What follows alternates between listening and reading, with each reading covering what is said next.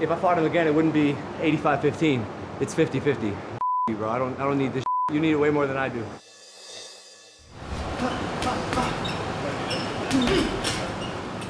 I don't think the world has seen the best me as a fighter. I don't feel like I've really shown up the way I can. I want to show people who's really the best at this. And what does that mean? I'm the best at this. The best of who? All the influencer boxers. You said one of the best decisions of your life was deciding to fight KSI. Yeah. Why? KSI gave me a forum to begin my redemption arc. I don't know where I was gonna go after Japan. How do you come back from that? I had to fight my way back. Literally, I had to fight my way back. Combat was the only way I was gonna get out of that. And have people be willing to at least listen to me. I made this deplorable mistake, but give me 1 second to refresh myself, and then maybe open your mind a little bit and allow me to potentially be back into your life somehow. Flew to Manchester to see the, the arena, and like, this is wild. We're gonna, he's gonna be boxing here for his first time ever. And then once we got there and we saw the sold out crowd, 13,000 people in Manchester, million+ buys on YouTube, and then millions of views pirated around the world. Like, this is one of the biggest events boxing had that year. Like, 2 YouTubers. So that was the point where it was, okay, there's something here. Logan Paul is smashing JJ! And the fight, in terms of pay-per-view draws, was only marginally less than Canelo Triple G, which was one of the biggest fights of this generation. Yeah. It is a majority draw. I think boxing, oddly enough, is like the perfect combination of mental and physical prowess that I'm attracted to it. Like, I happen to have a frame that is genetically wired for combat, and I like it. And at this point, I'm addicted to it. I have the best coach in the world. That's why I keep coming back. We make it fun. It's fun, but he's just incredible student. I mean, in anything that he does, I just can't believe half the stuff he does. And one incredible athlete. Oh, thanks. You know what I'm saying? He'll be a guy that some trainers, fighters, whoever is a coach, is dying to have on their side. Mike Tyson has spoke positively about you and Jake and the impact you guys are having on the sport. What's your perspective on boxing's embrace of the Paul brothers? I think it's great. We entered this territory without asking for permission. Kind of just barreled over the traditional format and made as much noise as we could. And especially with Jake, like, I gotta commend the kid. He's flipping boxing on his head. Jake said he was with you in Miami when you found out that Floyd was in fact happening. What do you remember from that Instagram post? I think there's a video of my initial reaction somewhere, and I just remember thinking, if I can just survive with this guy, my life will be drastically different forever. In what ways were you thinking? I think my whole life I've craved respect, and I don't feel like I got that respect that I wanted from making media online. And I knew that if I could weather 8 rounds with Floyd Mayweather, you'd have to respect me. Like, you might not like me, but you have to respect me. When Jake took his hat, was there any planning between the Paul camp and and what about between Mayweather? No, no. Oh my God, no. Floyd was pissed, dude. Got your hat. Jake has not been without a security guard since that moment. I think Floyd's gonna try to kill Jake. You kill him, mother. When I catch you, mother. I kill you, mother.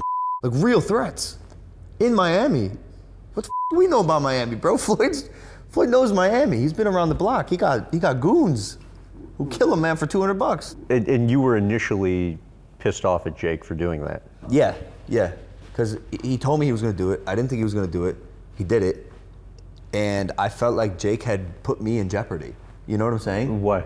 Because he's my little brother. I love him. Like, he took Floyd's hat, a skirmish breaks out, go to protect my little brother, and if I break my hand or get a concussion or get up by Floyd's guys a month before the biggest moment of my life, trying to save my little brother's ass, that's stupid. In the locker room after that fight, you got really emotional. Super. I can't fathom what just happened. By far, the most significant, special moment of my life. What was it about that? I think the juxtaposition that existed in my head from where I was post-Japan to where I was post-Mayweather was too hard for me to comprehend emotionally. Bro, my life was over. And then after Floyd, somehow I felt personally like I had done enough course correction and had worked my ass off, both physically and emotionally, in a personal way, that I just achieved something I had wanted to my whole life, you know? That night I felt like I was one of the biggest entertainers on the planet, and I did it that night. When Logan had his flurry, I think it was in the 3rd or 4th round, that to me was the highlight. I'm like, Logan, just throw fists of fury repeatedly. I said, he's not used to it. Nobody's doing that. Nobody knows how to defend 11, 12, 14 punches. Just keep going. Now he says if it wasn't an exhibition, he would have knocked you out in the first round. What do you think? Floyd talks a lot. He worked harder than any of his championship fights for our fight. And in every press conference, he told everyone, I guarantee a knockout June 6th. The narrative changes after you can't get that knockout though, right? Oh, I would have done this, I would have done that. Well, guess what, Floyd? If I had another 2 rounds, I would have knocked his bitch ass out. So I understand you're owed somewhere between millions to tens of millions by Floyd still. Yeah, it's not that much. Explain that. It's between 1 and 3 million. But I thought it depends on what comes of the lawsuit he's personally in, because that could stand to make it more. Yeah, correct. It would probably be between 1 and 3. Regardless. Yeah, deals were done using my name and likeness where cash was paid out without me taking part and eating from the plate. And was done behind my back without my permission using everything I've built. And I believe I'm owed a piece of that. Actually, I am, contractually, yeah. The likelihood you end up having to take him to court to get that is what? 50-50. 50-50. Lawsuits take forever, dude. I will say it's exciting that I finally get to sue someone instead of being sued. And your gut tells you what? My gut tells me that he's gonna pay me upwards of $2 million in one way or another. How do you think the fight would be different if you fought Floyd now? I think I beat him. Why? Because I was so enthralled with the idea of fighting Floyd Mayweather. In my head, he's this 5'2" giant, but he's just 5'2". He's beatable. And bro, I'm a YouTuber, and I went 8 rounds with the greatest fighter of all time. Yeah, right. Would you ever fight him again? Probably not. Maybe, but I just feel like I got bigger fish to fry, literally. But the idea of being the only person to knock out Floyd Mayweather excites me. I would also request 10 rounds, because I was coming alive at the end. He was not. Have your camps talked about doing it again? He asked me. Oh, he did? Yeah, twice.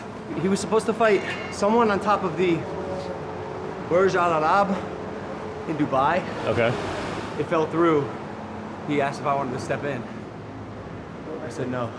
He's not a person you take a fight on 6 weeks' notice with. Yeah, right. And not with the goal that I have. I already fought Floyd Mayweather. If I did it again, it would be to beat Floyd Mayweather. Yeah. Which I think is doable. I just need to train proper. Do you think it comes with more notice next time? No. Okay. No, that's how Floyd does. But that's not how he was able to give me the first time. I was a kid who was excited about fighting Floyd. Right. Now I don't give a And also, if I fought him again, it wouldn't be 85-15. It's 50-50. Bro, I don't need this. You need it way more than I do.